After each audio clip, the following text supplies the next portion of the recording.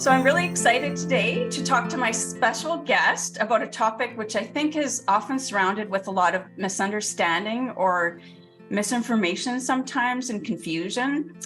The topic is about choosing or working with a breeder to choose a puppy. And so this isn't a video about breeders versus rescues, because I will always support ethical rescues. But if we want dog breeds, then we need to have thoughtful dog breeders. And so my guest today is Bernadette Van Claveren. And I've known Bernadette for close to 2 decades now, like probably almost like 18 years or something like that. Bernadette has a lifelong passion for animals and particularly dogs. Her very first dog was a feisty terrier mix that she started her training journey with at the young age of 8 years old. Growing up with a family of animal lovers, she found her true passion at 16 years of age by becoming a professional certified master groomer and a student of all things dog. From there, her knowledge in regards to dog behavior grew exponentially. An interesting variety of dogs joined her family: Dachshund, Cairn Terrier, several Basenjis, 3 Old English sheepdogs, and I met one of them, a really sweet panda. She was adorable. A number of Bernese mountain dogs, and she had the pleasure of working to the highest level of agility competition with some of her clients' dogs, several Vizslas, and a few Kerry Blue Terriers as well. Besides obedience training, a large variety of dog sports, including obedience, agility, scent work, rally, kept her and her dogs happily entertained. She's also been an international agility judge, a draft test judge, and a top-level competitor, as well as a trainer and coach for her many happy clients, including teams that participated in regional, national, international, and world-level agility competitions. So currently, she owns and runs 2 dog training companies that are based on the principles of no fear, no pain, no force, Best Paw Forward and Dog Academy in Nanaimo, BC, Canada, where the dogs and handlers' emotional well-being is considered of extreme importance to get the best training results. She has selectively bred Basenjis and Bernese mountain dogs for over 35 years and values the undeniably positive effect dogs have on our lives. So welcome to the Dog Vlog channel, Bernadette. Great here. One of the starting questions is probably the most important question for you is, why do you breed? Yeah, that's a really tough answer to give. It fulfills a need in me as a person to help other people be just as happy as I am with my dogs. So I breed because I love dogs. I want to do it right, which is extremely important. I've had the great fortune of having some fantastic mentors in my lifetime who taught me all about ethics in breeding. And I want to see my puppy people be just as joyful as I am. That's why. Yeah. It's so important to have those mentors as well, isn't it? I think yes. It's especially if someone's thinking about starting breeding. It's like, it's a lot more daunting than I think people actually realize. It's easy to put 2 dogs together and have a litter of puppies. It's not so easy to do it right. Right, exactly. So, people might be looking at different breeders and then they look at that cute little puppy face and they make decisions just based on, I've done it too. You see that photo and you kind of melt from it. But how can we best choose the one family member that we get to choose in our life that's going to live with us for probably the next, decade and a half? Yeah. And that is my goal as a breeder, to place the pup in the exact right home where it will be forever. So I know firsthand that it's tempting to pick a puppy using your heart and not your head. That's just who we are, right? Exactly. Unfortunately, that can sometimes lead to some serious regret later on. If it turns out that that cute puppy has qualities that do not really suit our lifestyle, and you don't know those qualities by looking at a picture. You can experience them in real life. And some of the not so good qualities would be being obsessed about retrieving or swimming, or sensitive to sound, or overly excitable, easily aroused and hard to settle, maybe even fearful, and as a result being noisy and barky. So those are things we want to avoid when we look at that cute little pup. And of course, there is the thing about nurture and nature.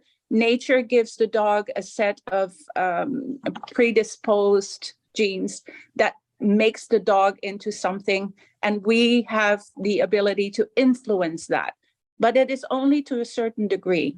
And you can't see that, you don't know that by looking at a cute picture. So that's why it's important to find the right breeder.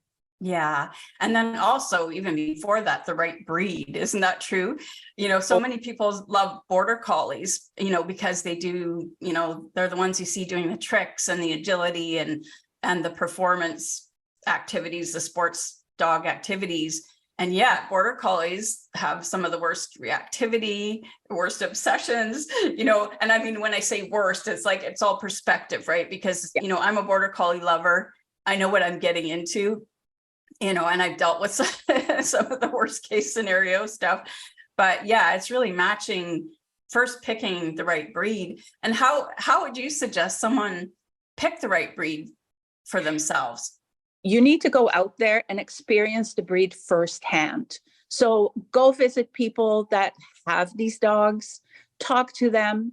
If you're into the sports, such as agility or what have you, then go visit some of the events and trials and see if what you see is actually what you think you can handle.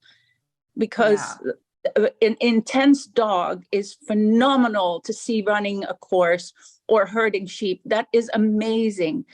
But do you have the time, the commitment and conviction to work that dog to what the dog needs are?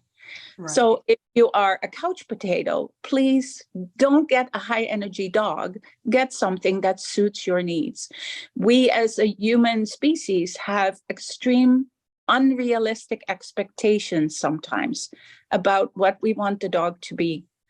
The great pleasure of helping many clients, and some people with a 10-week-old puppy are literally expecting that dog to know everything, how to walk on a loose leash, how to not bark, all those things, which is not realistic. So that's where it starts. It's like we expect them to be manufactured out of a box, just like everything else on Amazon, right? Yeah. And so can you tell me a bit about health testing? Because why is health testing important? Is it important? And what kinds of tests would breeders be looking at? And as a puppy buyer, things that we could be talking about to breeders or asking about? 50 years ago, there was minimal of no health testing available.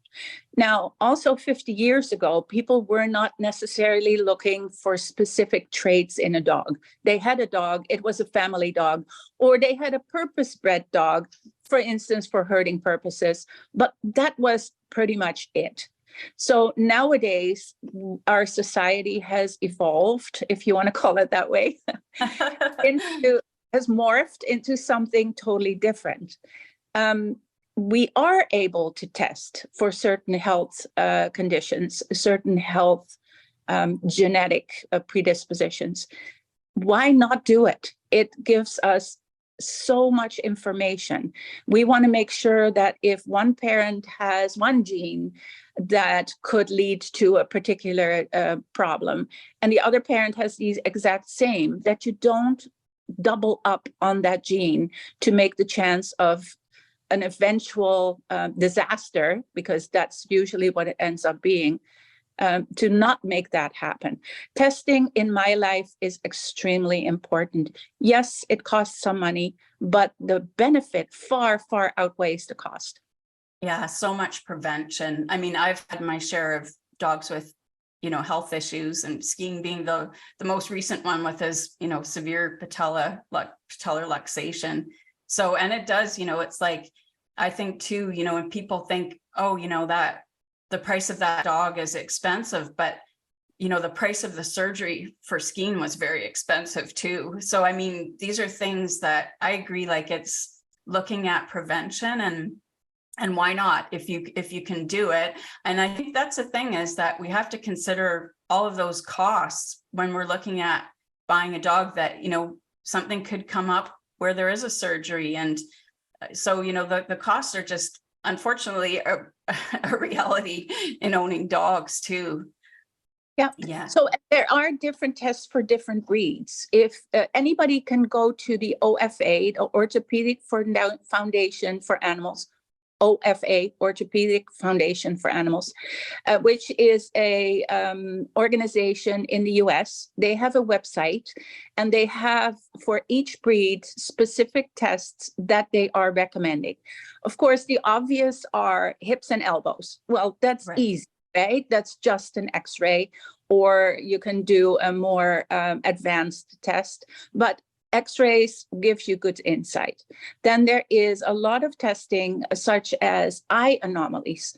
In a massive amount of breeds, we have eye anomalies that can be tested for. If your dog has that, then don't breed with a dog that has that as well. But you can't see that from the outside. You can Right. only verify that through testing. Why not do it? Yeah. In particular breed, in the Bernese Mountain Dog, for instance, and there's other breeds that have this problem as well, there is a gene that causes lameness. It's called degenerative myelopathy. It happens when the dogs are older. You don't know it when you get a puppy. You don't know it when the pup is 3, 4, 5 years old. When the dog is 6 and 7, if it is affected by that, you will see it, and you may have a dog that needs a wheelchair. This is preventable. So let's prevent it by doing genetic testing on the parents. This is a passion of mine. I think you can probably see that. Yeah, it's a passion. Yeah, and I have experience with the degenerative myelopathy, you know, Chance, and he was a rescue, same exactly what you said, and then he did end up in a wheelchair. Yeah, so if you could prevent that, yeah, absolutely. And it is great that we have the ability to keep those dogs here and make them as happy as they can be with the wheelchairs and stuff like that. That's great. But we could have prevented all that hardship by testing. Exactly. So, I mean, that's a thing, you know, when you've been through it as a dog guardian, and you know, it's hard. It's really hard. You know, because there's a point where, you know, the mobility is really, you know, it's really difficult, and you have to make hard choices sometimes. So yeah, no, it's like that one's pretty close to my heart for sure. So you were saying it's the OFA, is that what you said? Yeah, so what I'll do is I'll put a link below. You can send me that link, and I'll put that in the description. How often does a breeder expect to be going to the vet now with the mom and with the puppies, and what would kind of be a typical, you know, back and forth to the vet during a breeding or before a breeding? Starts with your health testing, which usually is done at the vet clinic. Sometimes here in North America, at least, we have designated events that bring all those testing opportunities in one location at the same time with specialists, which is enormously helpful because it saves a lot of back and forth. But so once all those health clearances are done, and you have selected the correct mate, the correct male for your female, because it's not just like, oh, that looks good, let's do it. Let's do some research on that. Then we go for a pre-breeding checkup, and after all health screenings testing are done. So you don't do any of that until the dog's 24 months of age in my world. 24 months of age means the dog is mature enough and has developed enough mentally and physically to be able to reproduce. So depending on how the female is then bred, there can be several visits for progesterone, for instance, to test to see if the female is ready to be bred. Maybe we'll do an AI, an artificial insemination, if the male is not available close by, but the semen has to be shipped in. We can even do surgical implants in the female to help increase the possibility of a pregnancy.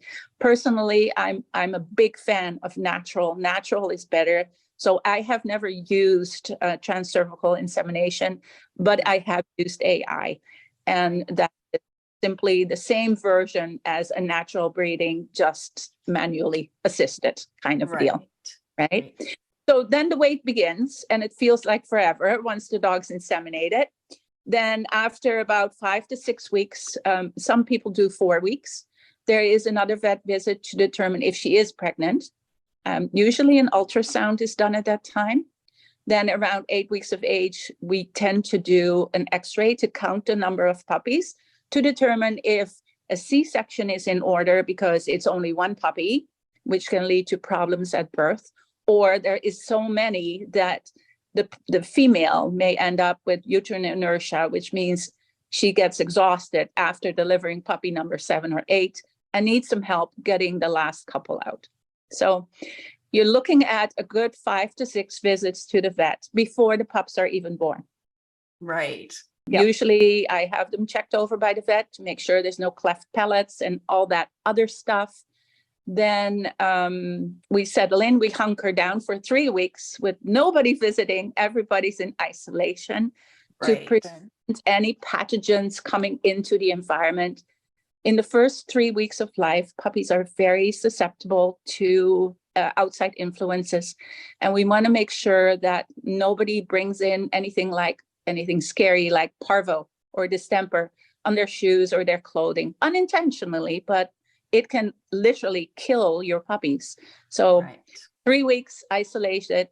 The female dog will then have an opportunity to produce some antibodies to give through her milk to the puppies.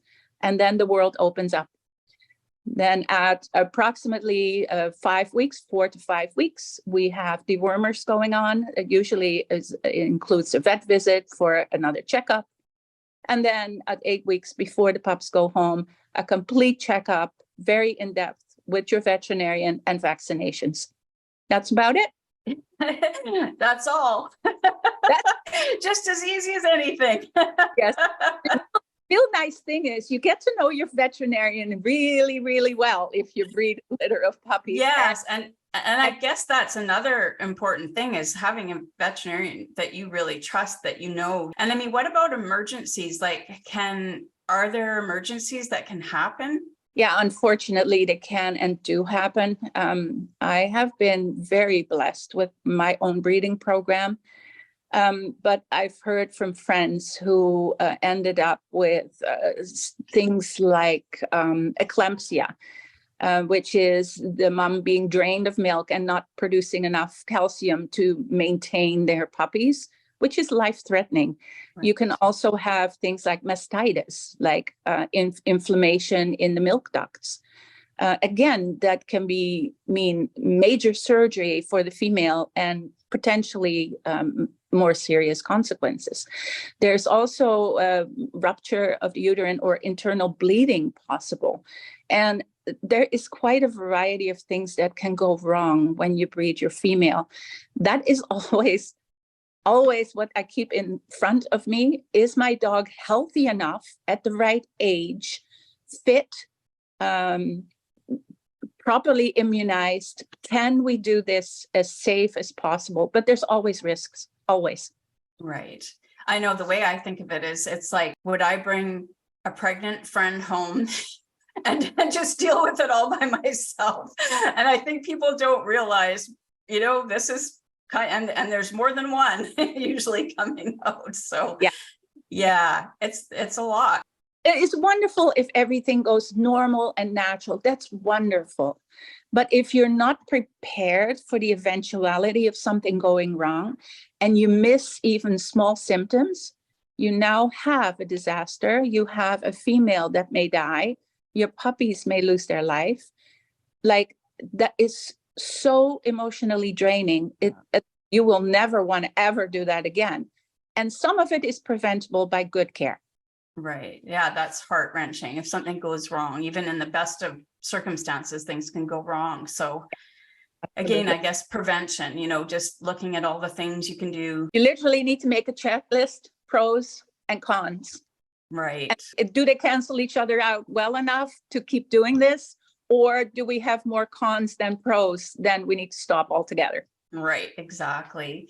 And also, you talked about choosing the pairings. So what about that? Like, what goes into those choices? Well, without going into too much detail, For me, it's mostly about genetic testing. Now, for my breed, we have the luxury of having a database where everybody contributes their information willingly and freely. And that database is accessible to the entire breeding community, which is a beautiful thing. I know some other breeds have that too. Some people actually select their dogs on merit, on their working ability, right? I have a female with this ability. It's like a retriever. It's an amazing retriever. She excels at her job. And we're going to find a male that has those same qualities, hoping to produce puppies that maintain those qualities. You can do that too, but never, ever rule out that you don't want to breed dogs that are too closely related, because Right. you stand a bigger chance of multiplying the possibility of certain genes being doubled up. And it can be a good thing. It can be a really, really bad thing. And the last thing as a breeder that you want is for your puppy people to come back to you after a year, 2 years, 5 years, saying like, hey, this is what's happening with my dog. Where did that come from? And then you realizing that you actually caused all those problems by breeding those two dogs together.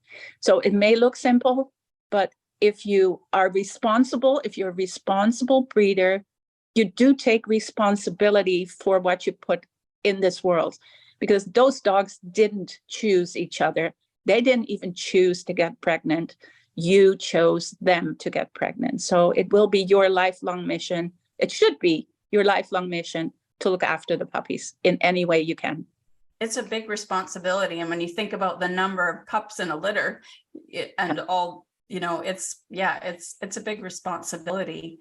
And I think too, when you're talking about different characteristics, is that something that potential puppy owners should be talking to the breeder about, like, why are you breeding or what are you looking for? Because some people, like even with border collies, there's border collies bred for sport and for competition, and then there's border collies that are herding border collies, like specifically, and then you get your pet border collies. Like there's a lot of different focus. So I guess that's important too.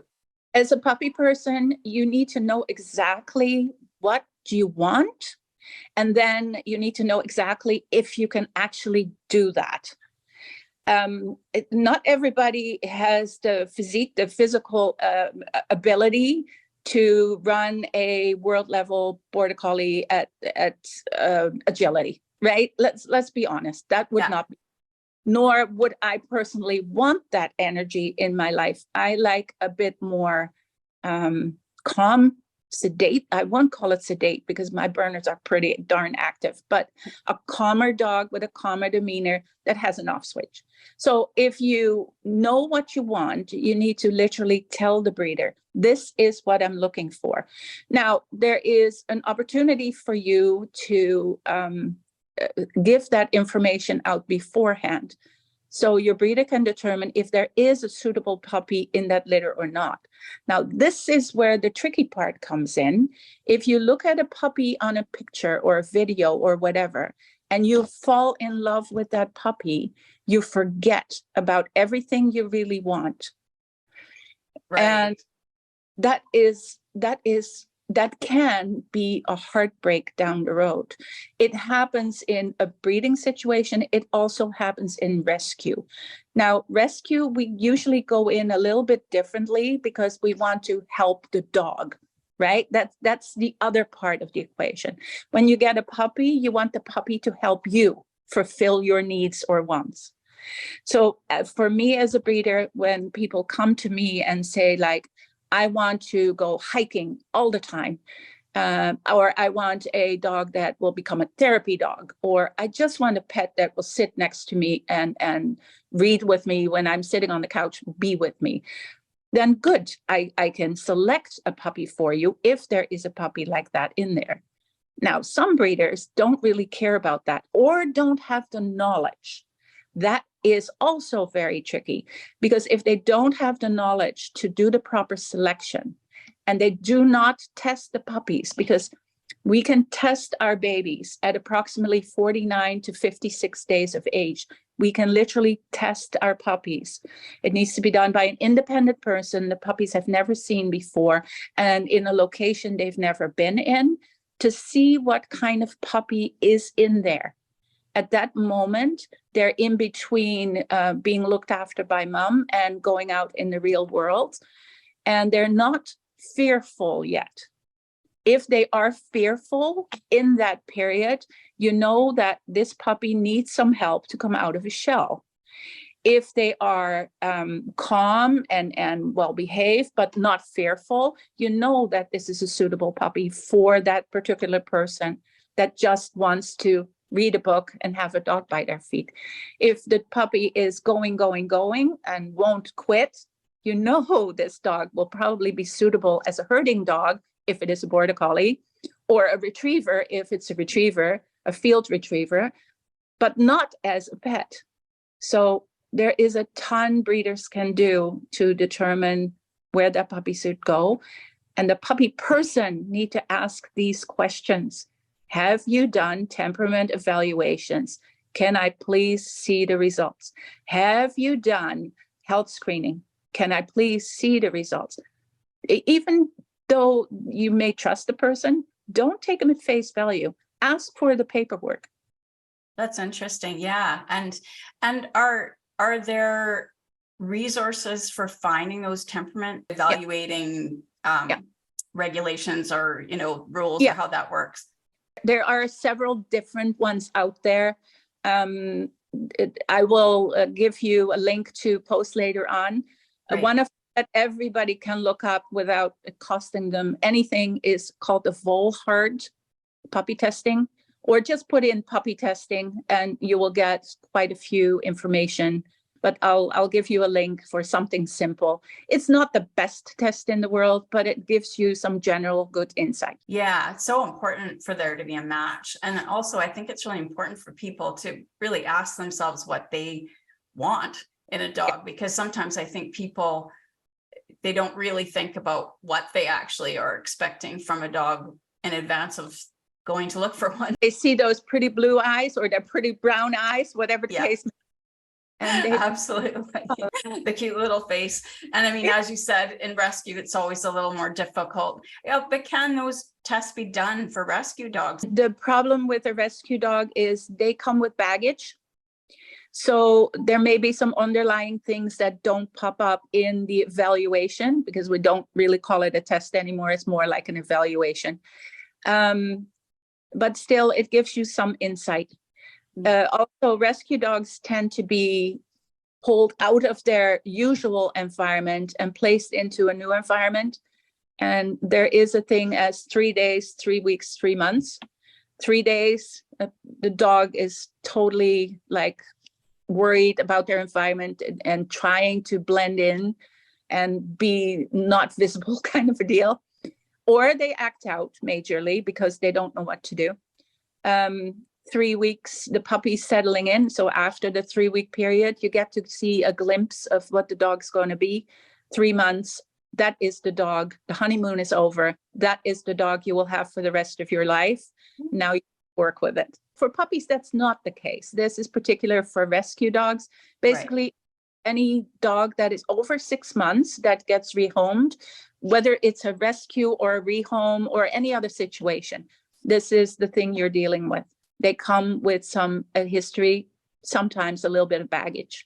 Yeah, and you can never know the genetics. And some of my most healthy dogs have been rescues, but when you're picking a dog, especially from a breeder, like you said, since now these tests are available, why not prevent a few things?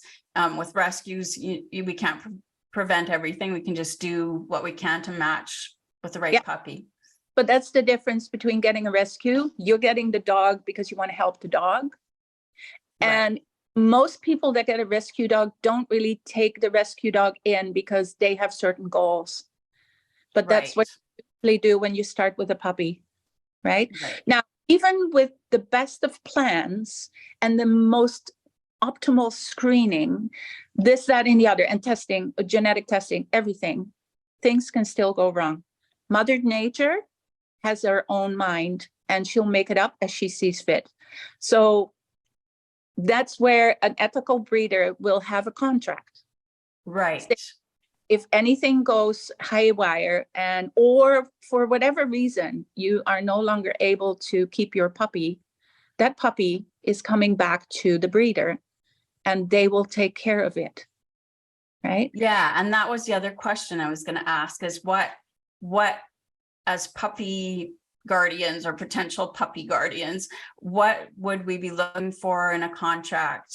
What are just some general ideas about what a contract might have in it and what people should be looking for? Yeah. Unless you are a knowledgeable person acquiring a puppy with the intention of breeding and becoming a knowledgeable breeder, the puppy should go home on a non-breeding contract. Okay. Right. Then the next thing is in the contract, it should stipulate the male, the female, their identification numbers through their breed registry, whatever that may be, and the genetic testing that was performed, as well as any temperament evaluations on the female and the male, what their strong traits are, what their weaknesses are. And we didn't talk about that yet, but there's no perfect dog. There isn't. Right. As a breeder, what we strive to do is create the perfect dog, the way we see them. What I'm breeding for as a breeder of Bernese Mountain Dogs is totally different of what my friend is breeding for, yet we're breeding the exact same breed, right? Right. Her goals are to be best in show winner. That's not my goal. Yes, I do want healthy dogs that are well put together, that can do the job, that look good in the show ring, but I'm not out there to be best in show. I just want to represent my breed and have a working dog that can work and live with the family at all times. So sometimes the goals overlap, sometimes they don't. And that is important to realize as well. Then we have in the contract, there should be a clause that stipulates how and what the owner can do with the pup and cannot do with the pup. It needs to be raised in a dog-friendly environment. It should not be kenneled excessively. It should have a family time in abundance, in my opinion. In my world where we live, there's no such thing that would be considered to be proper as being an outside dog, unless you have a guardian dog that is purpose-bred, like the Akbash as an example, that is purpose-bred to protect your flock of sheep. Right. Those are different things altogether. Then the other thing, of course, is that the puppy has to be able to come home to the breeder. And I'm literally saying that, come home to the breeder at any time. The nice thing about that, too, is that when the breeder makes a contract like that, they will make sure that those puppies have all the attributes and health screenings done for them to not to come back. Right. Right? That literally means that the breeder did their utmost to produce puppies that are mentally and physically as sound as he or she could possibly make them. And now the placement of the puppies is entirely up to the breeder. The breeder does not have to give you a puppy. It's why I personally do not take deposits. I do not want to be beholden onto anybody. If you are a puppy person and the breeder says, oh, sure, I'll give you a puppy. You can go on my wait list. Pay me X amount of dollars or whatever your denomination is. Pay me X amount of money and I will guarantee you a puppy in the next 2 years. But the deposit is not refundable. Do not do it. Right. Yeah, okay? Because if you don't find your match, then you're into a not great situation. So yeah, and not only that, it's also possible that now the breeder feels pressured into giving you the puppy and may not give you the puppy you need. Right. Yeah. Right. So important to find that match and to know it's the right situation. And I mean, even within breeds, you get all different personalities. So I can understand that, just saying, you know, I mean, I think, you know, if someone's giving a deposit and it's refundable, you know, if you're saying, okay, like I've got this huge demand and I don't know if you're serious, you know, that might be a different thing. But yeah, so I can understand, you know, that's pretty important. Is there anything else in a contract? Like, what about training styles? Like, I don't know that those are in contracts, or just more of a personal thing that the breeder is going to look for in the puppy owner to be. For me personally, yes, that's important. I do force-free, fear-free, and what was the other one? I can't remember. Oh no, pay no force. Yeah, right. That is a must. And I will actually check up on that. I stay in contact with my puppy people. I'm not a multiplier. I don't produce massive amount of puppies. I can take care of my puppies. I can oversee how they're doing. I check in with them. My expectation is that the puppy people check in with me regularly. I don't mean every day. I don't mean every week. Yeah, that'd be a bit much. Twice a year, a little email with a couple of pictures. Hey, this is what's happening. Everything's well. Thank you for my puppy, and blah, blah, blah. That's great. Yeah.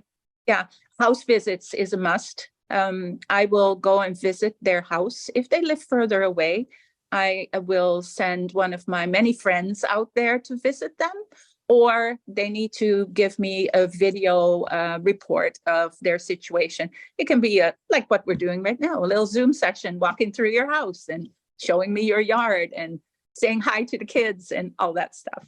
Yeah, so much of it really is about relationship, isn't it? Because sometimes, you know, you might like the type of puppies a breeder is, you know, bringing into the world, but you may not see eye to eye with that particular breeder. And I think, you know, that's one of the things, like, I was thinking, just, you know, getting to know the breeder, you know, personality wise, lifestyle wise, just understanding, you know, what is this someone you could get along with? Because if something does go wrong, or if there's a question about the pup, can you contact this person? And in my contract, it also states that if there is a problem, whatever the problem may be, they have to reach out to me. If it's a veterinarian emergency, run to your vet. Don't wait. Yeah. But an email to Bernadette saying, should I go to the vet? It's like, go. Or should I stay? I said, well, don't know. I'm not there. So just go and we'll talk about it. Yeah. But tell me about it, because every little detail is important, right? Relationship is super important. If you have a breeder that takes your money and wants nothing to do with you, you have a puppy, and I hope you love the puppy, and I hope everything goes fantastically and swimmingly well. But you know that if there's a problem, you need to reach out to other people. And that unfortunately happens in all breeds. It happens in my breed as well.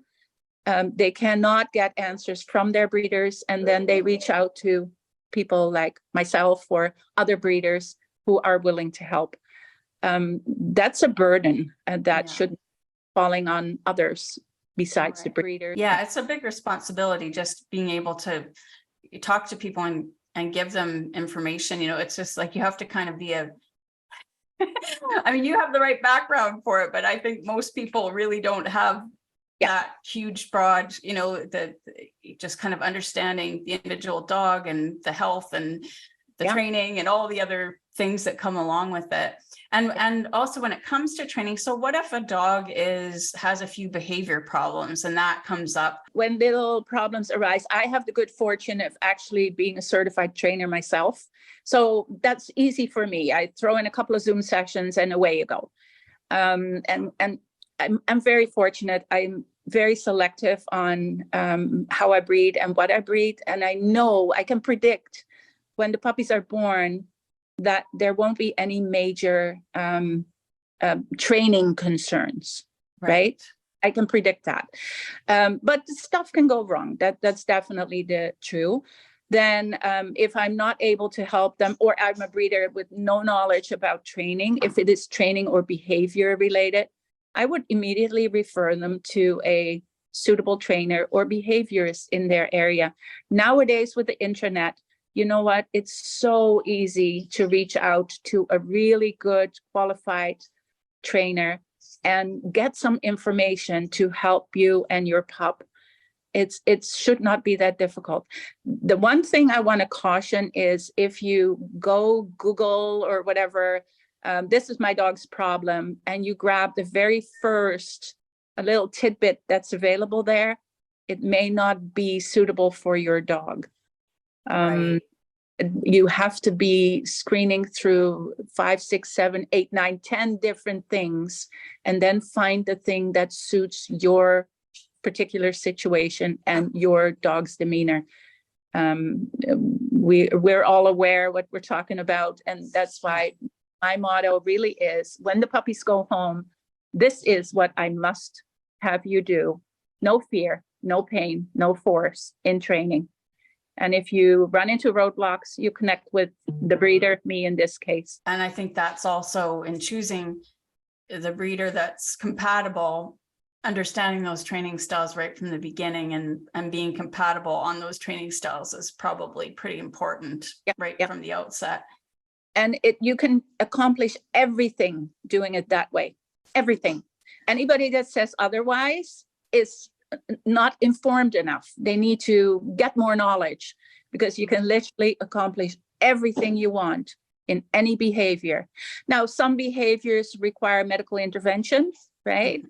And that's possible. Then you need to talk to your veterinarian or your veterinary behaviorist, right? Right. But your first reach out should definitely be to your knowledgeable breeder. Or if that's not working for you or you can't connect with them, then connect with a knowledgeable trainer that has a good reputation. Right. And you had talked about structure. So what are there some rules about structure, like when when you're looking at breeding? And I mean, obviously there's different things you're looking for depending on the breeder, but are there some general rules about structure that you follow? As a breeder, structure is important, and it is rated towards your breed standard. Now, remember, I'm personally a breeder of what we call purebred dogs. To be really honest, a purebred dog was a mongrel 120 years ago. Okay, so acting for certain traits and ended up with, we can predict that all the puppies in this litter will have these characteristics, A, B, C, D, right? Right.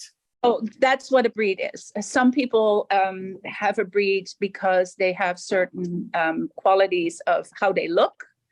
Other people have a breed because they can look different, but they have the certain qualities about how they act and how they function in the world. So structure is about functionality. What is the dog bred for?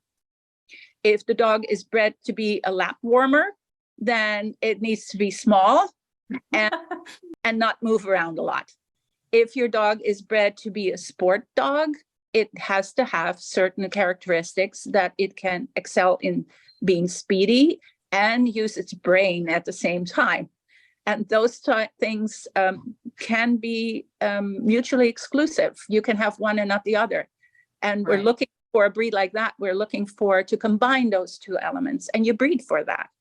And in my particular breed, we want a versatile dog that definitely has an off switch, but could go all day long if you wanted to go on a day hike once the dog's mature. Not as a puppy, but once they're mature, right? Yeah. So that the structure of the dog needs to fit the functionality of what you're looking for. Right. And I guess it also goes back to some of the health testing and looking at, patellas and things like that. Some of the testing in the pups can be done before they leave the home. Okay. Yeah.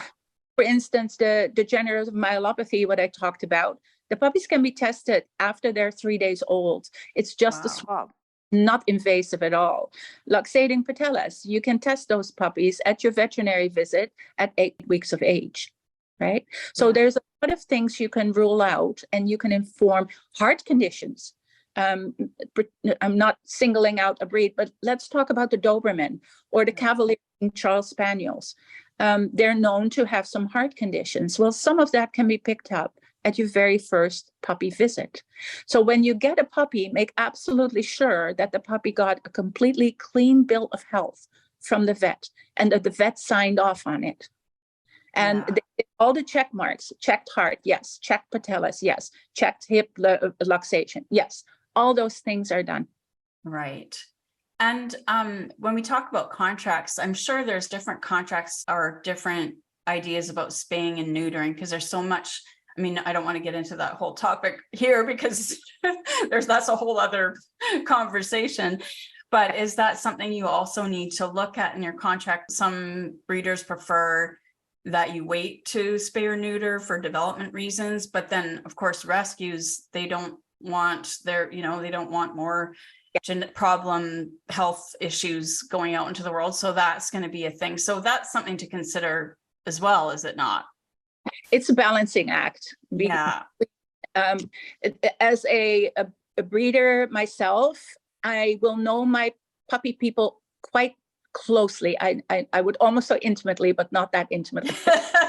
I know my puppy people so well by the time the puppies go to their new homes that I put in my contract that if they want to have the puppy spayed or neutered, the puppies are all going home in a non-breeding contract. And because I will stay connected with them, I will know if something is amiss. I will know.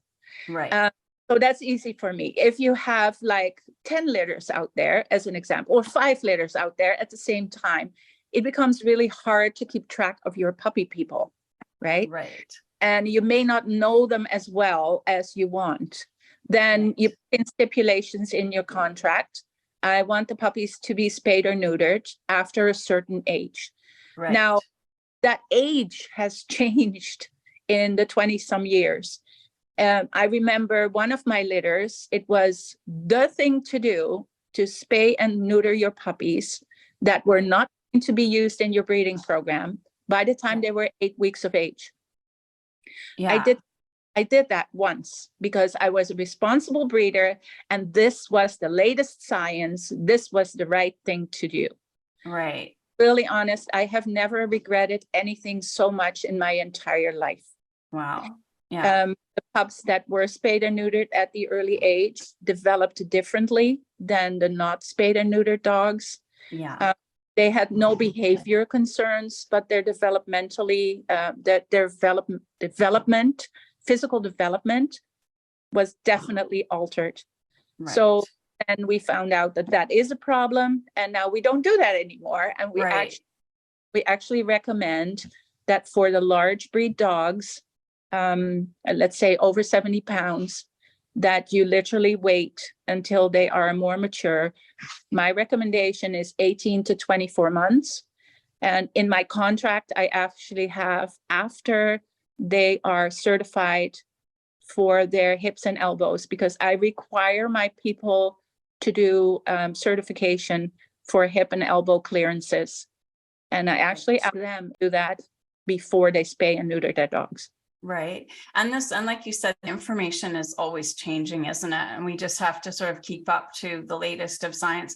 And I completely understand, like I've also had foster puppies and have done juvenile neuters because, and there is one puppy that's almost 17 years old now, which is amazing. So it's not to say that every dog is going to have a problem, but these are things again that I think we have to be clear with the breeder, back and forth, what, look into the latest research, have some conversation back and forth, and really, just make the best informed decisions that we can. Yeah, but it needs to be in writing. Yeah, good point. Yeah.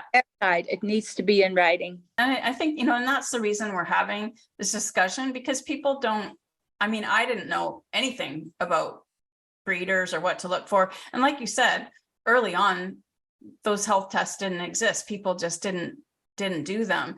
And there's just so much more information, about health, about tests, about prevention, about behavior, and it's a lot to learn about. So I think it's important, like just to have these conversations like we're having, just to be able for people at least to have some food for thought, to think about these things before they jump into something that they realize wasn't really a good situation. Yeah, and oh, another one was just about epilepsy. There's, like, I mean, I've had actually, I've had 4 dogs with different forms of epilepsy, all herding breeds. So, I mean, epilepsy is pretty prevalent in some, border collie and Aussie lines. And again, what kind of prevention would you do for that? I know there are some registries now where people are trying to, keep track of that. But what would you have to say about that? That's incredibly difficult, because if the people are not open about sharing the information on their breeding dogs and the litter mates of their breeding dogs and the aunts and uncles and the grandparents and the great grandparents, if they're not open to sharing that information, you literally are operating in the blind, literally. Yeah. You don't know until you are confronted with that problem. Certain lines do carry more epilepsy than others. And it's unfortunate that there is no screening for it other than I am willing to share the information. But if you dig deep enough and look far enough, you will be able to find something. Yeah, and I guess that's also looking at the, of the lineage and just seeing, okay, is there, it does get tricky to find that information, doesn't it? Yeah. As a novice person that really doesn't know how the breeding works, you won't find the information. So if you're looking for a purpose-bred dog and you want to do something very special with that dog, you literally need to get some advice from the community. If you have a breeder in mind, then talk to that person. Reach out to all the other breeders in the area, or even nationally, or even internationally, and ask them for their opinion on this particular combination of dogs. Right? That is important, because you don't want to end up with a dog that's not well. That's never your goal. It shouldn't be the breeder's goal either, but there are some people that care more about the money than about the dog's well-being. And another very important thing is to make sure you put your puppy on health insurance.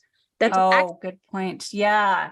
In my contract, 2 years minimum, the dog has to stay on puppy health insurance, because things can go wrong. Do you find that if things are going wrong, like, do they often happen early in the dogs? I mean, there's things like the degenerative myelopathy, which obviously they're later, but are there conditions that come up early in a puppy's life? Yeah, again, I've been doing this for a good 30 something years, and I haven't had anything major come up at all, which is amazing.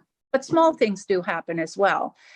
For a degenerative myelopathy, that shouldn't happen at all. Right. It should not happen. End of story. It's testable, right? Yeah.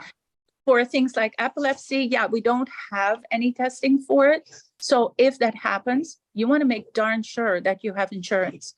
2 years is the average time between you raising your pup, knowing if there's any behavior issues, any physical issues.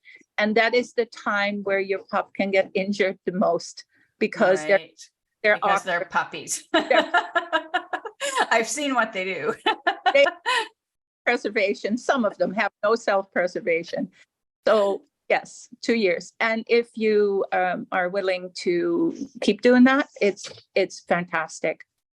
So yeah, it's important. Yeah. And another question is, when you're communicating with a breeder, so you're trying to get to know them, what do you as a breeder look for? Because I hear these stories from breeders where it's just they get the one line, how much? It's like that would go in the trash part of the email.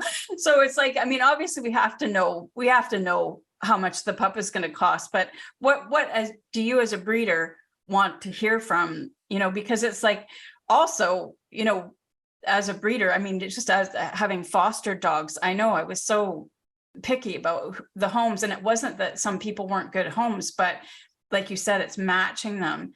So what Yeah. kind of communication do you like to hear from a potential puppy buyer? So here's a good example. If you are going with a rescue organization that has a good reputation and has been doing this for some time, they have a list of questions a mile long. And you need to jump through all the hoops to get that particular rescue dog into your home. That is the list that I use.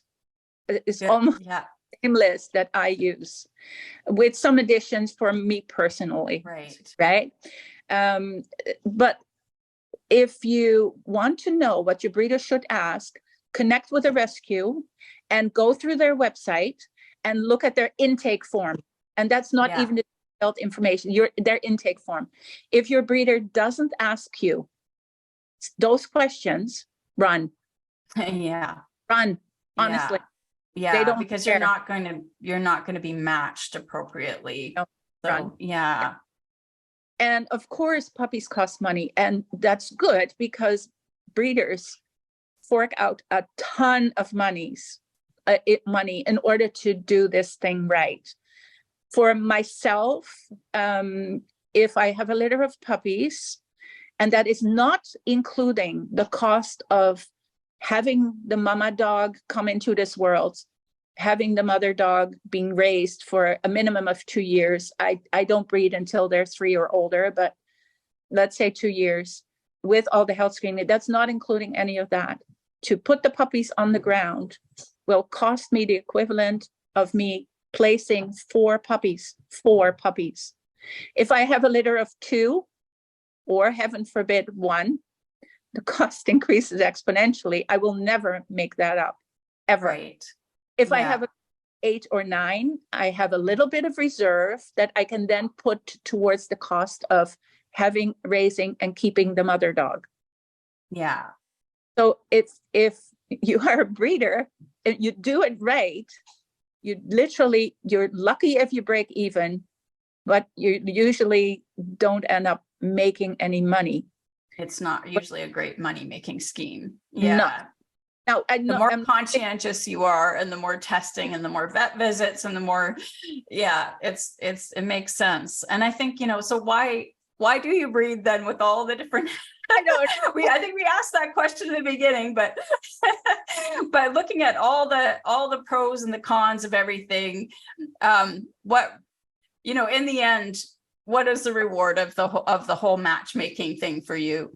So for me personally, puppies are born. I spend every waking moment, even every sleeping moment, with my puppies. I like the endorphins that just are pouring over, and the whole feeling of being a mom all over again. Although too much, it makes me feel fantastic. And the end result is that I usually breed because I want to keep one of the pups for myself, as well as place the remainder in the best home possible. And I know that's not everybody's goal, and I know this is just my personal mission in life. And there are breeders that are doing a fantastic job without that very close attachment to their pups. They're doing the enrichment, all the proper vet care. They care about the mother dog. They care about what happens to the mother dog afterwards, after their breeding career, so to speak. They don't overbreed. They don't breed the dogs in quick cycles, back to back to back.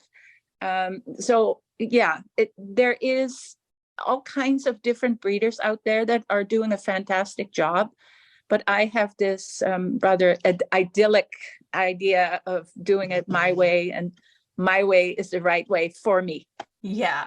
And then there's that puppy breath that you get addicted to. There's nothing like that puppy breath. If we could bottle that, I know, then no one would need to have breeders anymore. But no, it's the little cute faces and everything too. Do you have any final words? Is there anything else you want to say? Is there just some pieces of advice or final thoughts to someone looking into breeders? If you're looking into a breeder, do your research. And it does not mean go online and look at the cute pictures. It means look at what's the person behind this breeding doing with their life. What's the person behind this breeding doing in the community of breeders or in their breed in particular? Are they affiliated with breed clubs?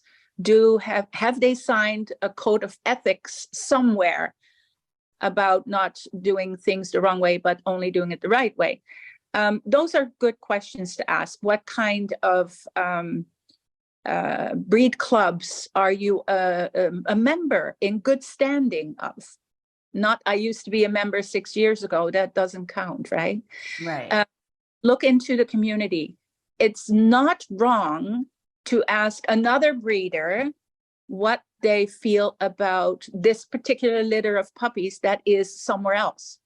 Right. Now, of course, some breeders are not compatible and they don't see eye to eye. So if you get some conflicting information from somebody else, then go like, okay, I'm going to ask another person and another and another.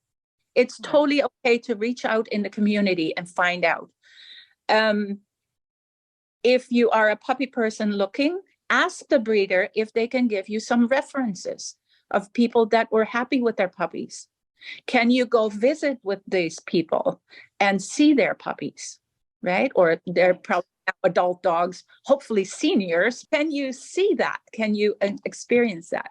If you are aspiring to become a breeder, get a mentor, somebody that you can relate to, that you have the same philosophies with, and ask them if they will hold your hand through the whole process of finding a suitable female, finding a suitable male, breeding them, doing all the right things. Important thing is screening. I cannot overemphasize that. And raising.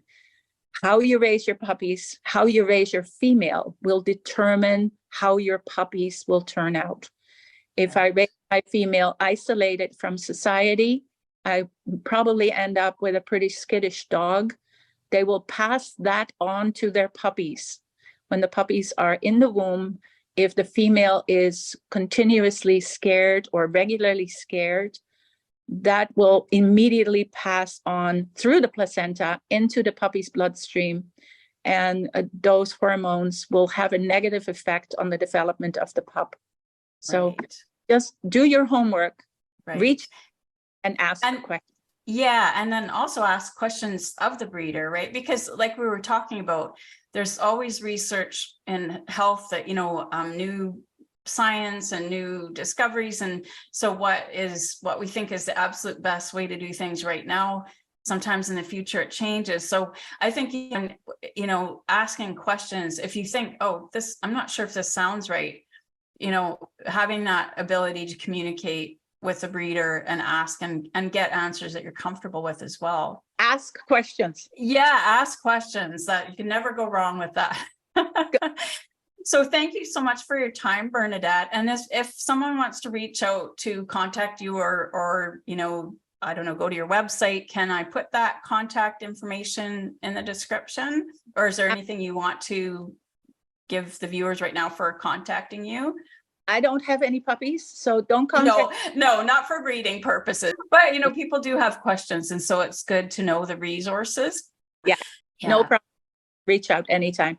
Okay, so I can get some links for you to put them in the description. And if I can't help you, I'll probably know who will be able to help you. Okay. Thank you very much for your time. And hopefully some of our viewers have learned a little bit. I know I have. There's always so much more to learn. And this is again, it's such a tricky topic and people sometimes are afraid to ask questions, don't know what to ask. So I think you've helped a lot in clarifying a few things. So thank you very much. Thank you for having me. Breeding is such a big topic, and there are always more questions to ask. What have you learned about choosing a breeder and picking out your perfect puppy? Feel free to share. No matter the dog you've chosen, we can always improve our canine-human relationships. Keep seeking, keep learning, and keep being your dog's hero. And keep watching. if you want to. And if you want to help feed my pets and pay our vets, did you know that you can make a super thanks contribution to my channel? Contributing a super thanks makes your comments stand out, and it helps me to know which videos you love so that I can keep making them. Happy training!